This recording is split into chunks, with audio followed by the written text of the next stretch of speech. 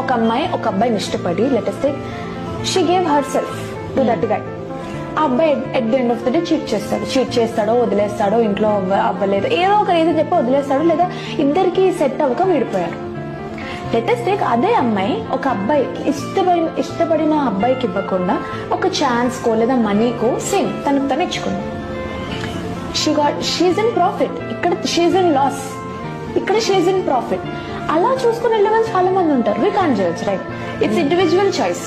ఆమె ఇష్టం, ఆమె ఇష్టపడి ఒక అబ్బాయితో ఉండాలనుకుంటుందా, లేదా ఇష్టపడినా సరే వాడు ఎలానో ముంచేస్తాడు, రేపటి రోజు నేను ఎలాగో నా షిప్ ములిగిపోతుంది, సో అదేదో నేను బెనిఫిట్ సైడ్ చూసుకుంటా, either for money or else charge, ఏదో ఒకటి తన బెనిఫిట్ ఏదైతే అది తన బెనిఫిషియల్ సైడ్ తను చూసుకుంది అనుకోండి, షీఈ్ ఇన్ ప్రాఫిట్.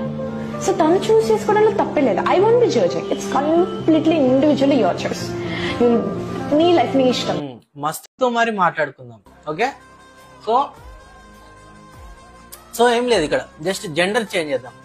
ఒక అబ్బాయి తన టైం ని, మనీని, కెరియర్ ని కొన్నిసార్లు అన్ని వదులుకొని ఆ అమ్మాయి చుట్టే పరిగెట్టి లైఫ్ అంతా పెట్టి సీరియస్ గా సిన్సియర్ గా లవ్ చేస్తే, ఆ అమ్మాయి ఏదో రీజన్ కి ఎవడో నచ్చి, ఈడికట్ట బెటర్ పర్సన్ నచ్చి, లేదా వాళ్ళ పేరెంట్స్ కోసమో వదిలేసింది అనుకుందాం.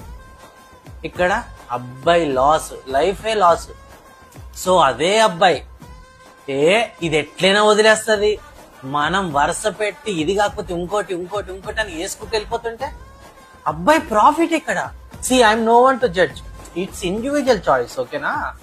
అబ్బాయిలు ఇలా చేసుకొని వెళ్తేనే బెటర్, ఎందుకంటే ప్రాఫిట్ ఉంటది. ఓకేనా? ఒక అమ్మాయిగా అలా యూజ్ చేసినప్పుడు మనం కూడా ప్రాఫిటే చూసుకోవాలి కదా. వాళ్ళంతా మెచ్యూర్డ్ గా మైండ్ సెట్ తోటి ఉన్నప్పుడు